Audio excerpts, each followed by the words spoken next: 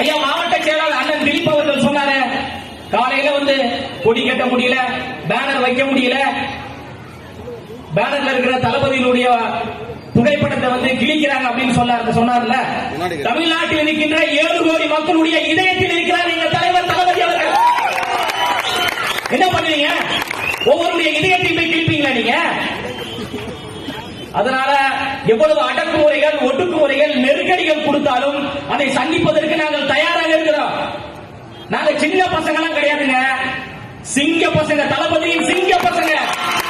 எளியன உன்னை எங்கோ நடுங்க புலி என செயல் செய்ய புறப்படுவதையே என்ற தளபதியின் புலி கூட்டனாங்க. பலிபீடத்திலே வெட்டப்படுவதற்கு நாங்கள் ஒன்றும் ஆடுகள் அல்ல, தளபதியின் சிங்கங்கள். அதனால உங்களுடைய மிரட்டலுக்கும் உருட்டலுக்கும் பயப்படக்கூடிய கூட்டம் நாங்கள் கிடையாது. சமீப காலத்தில் பாத்தீங்கன்னா ஒரு போஸ்டர் ரொம்ப பயங்கர ஃபேமஸா இருக்கும். அது சொன்ன உடனே மாவட்ட செயலாளர் கூட சிரிப்பாரு. சேப்பாக்கத்தில் சேகுவரா அப்படின்ற ஒரு போஸ்டர். சேகுவரா என்ன சொல்லியிருக்கிறாருன்னா, எங்கெல்லாம் அநீதி நடக்கிறதோ அங்கெல்லாம் என் கால்கள் பயணிக்கும், அப்படி யாரெல்லாம் பயணிக்கிறாரோ அவர்களெல்லாம் என்னுடைய தோழர்கள் என்று சொன்னவர் தான் சேகுவரா அவர்கள். சரி, சேப்பாக்கத்தில் சேகுவரா அவர்களே, உங்களுடைய கால்கள் ஏன் பரந்தூர் மக்களை பார்ப்பதற்கு பயணிக்கவில்லை? சேப்பாக்கத்தில் சேகுவரா அவர்களே, உங்களுடைய கால்கள் ஏன் வேங்கவயல் மக்களை பார்க்க பயணிக்கவில்லை? உங்களுடைய கால்கள் ஏன் உங்களுடைய காவல்துறையால் அடித்து படுகொலை செய்யப்பட்ட அஜித்குமாருடைய குடும்பத்தை பார்ப்பதற்கு உங்களுடைய கால் ஏன் பயணிக்கவில்லை? நம்ம தலைவரை வந்து இளைய காமராஜர் சொன்ன உடனே அந்த பெண்ணின் ஒரு ஐடி நிறுவனத்தை வைத்து நடத்தி கொண்டிருக்கிற திமுக இளைய உறுப்பிகளை வைத்து நமக்கு எதிராக அவதூறுகள் பரப்பினாங்க. ஆம், எங்க தலைவர் இளைய காமராஜர் தான். எப்படி காமராஜர் அவர்கள் படிப்புக்கு முக்கியத்துவம் கொடுத்தாரோ அதே போன்று எங்க தலைவர் தளபதி அவர்கள் 25 ஆண்டுகளுக்கு மேலாக படிப்பிற்கு முக்கியத்துவம் கொடுத்து மாணவர்களை படிக்க வைத்துக் கொண்டிருக்கிறார். சேப்பாக்கத்திலிருந்து நாங்கள் சொல்றோம், நீங்கள் சேப்பாக்கத்தின் சேகுவராக போலியாக இருக்கின்ற பொழுது எங்க தலைவர் இளைய காமராஜராக உண்மையாக இருக்கிறாரு, உண்மையும் நேர்மையுமாக இருக்கிறாரு. அண்மையில ஒரு 5 நாளுக்கு முன்னாடி தமிழ்நாட்டுடைய முதலமைச்சர் மாண்புமிகு ஐயா ஸ்டாலின் அவர்கள் ஒரு மருத்துவமனையை திறந்து வைக்கிறாங்க. எதற்காக இதை சொல்றேன்னா, நிர்வாக சீர்கேடு எப்படி இருக்கிறது என்பதை மக்கள் புரிந்து கொள்ள வேண்டும். ஒரு மருத்துவமனையை திறந்து வைக்கிறார்கள் என்றால் எப்படி திறந்து வைப்பாங்க?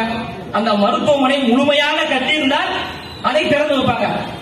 ஏன்னா அந்த ஆஸ்பத்திரி கட்டவே இல்லைங்க, கால்வாசி தான் அந்த மருத்துவமனையை கட்டியிருக்கிறாங்க. அந்த மருத்துவமனையை என்று நினைத்து ஐயா ஸ்டாலின் அவர்கள் திறந்து வைக்கிறார் என்றால் உண்மையிலே நீங்கள் மக்களுக்கான முதலமைச்சராகத்தான் இருக்கிறீங்களா?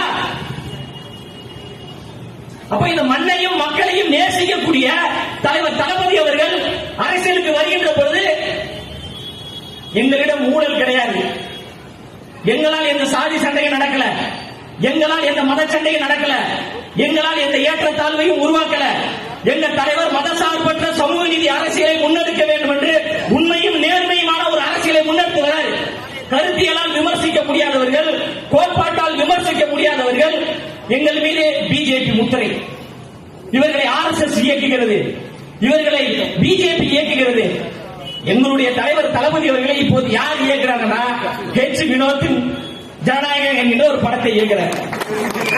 எங்களை தமிழ்நாட்டு மக்கள் இயக்கிக் கொண்டிருக்கிறாங்க. இங்கு திரளாக கூடியிருக்கின்ற இளம் தலைமுறையிலே எங்க தளபதியை இயக்கிக் கொண்டிருக்கிறாங்க.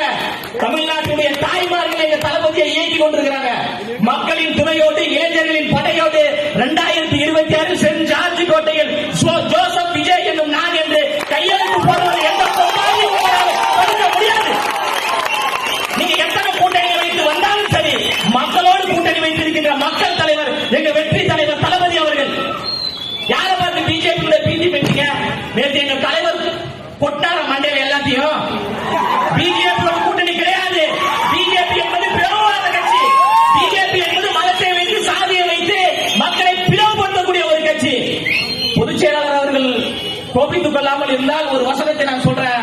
சொட்ட மண்டையில் கூட முடி வளர்ந்தே தவிர தமிழ்நாட்டில் தாமரை மலரே அனுமதிக்க மாட்டோம். பிஜேபியோட கள்ளத்தனமான கூட்டணியில் இருப்பவர்கள் யாரு? திமுக. 1999 வெட்கமே இல்லாமல் திமுக பிஜேபியோடு கூட்டணி வைத்ததா இல்லையா? கலைஞர் அவர்களின் ஆட்சி பெற்ற சின்னம் தாமரை. ஒண்ணுமே இல்லாத மக்கள் சிந்திக்கணும். இந்த திமுக கூட்டம் தான் பிஜேபி என்கின்ற ஒரு கட்சியை தமிழ்நாட்டில் வளர்த்து விட்டார்கள். பிஜேபியை சந்து பந்தெல்லாம் வளர்த்து விட்டது இந்த திமுக கும்பல். வெக்கமே இல்லாமல் எங்களை பார்த்து பிஜேபி பிடிக்கும் சொல்றீங்களா? யார் எதிர்த்தாலும் யார் எதிர்க்காவிட்டாலும் தமிழ்நாட்டை காப்பாற்றுவதற்கு பிஜேபி என்ற ஒரு கட்சியை ஒரு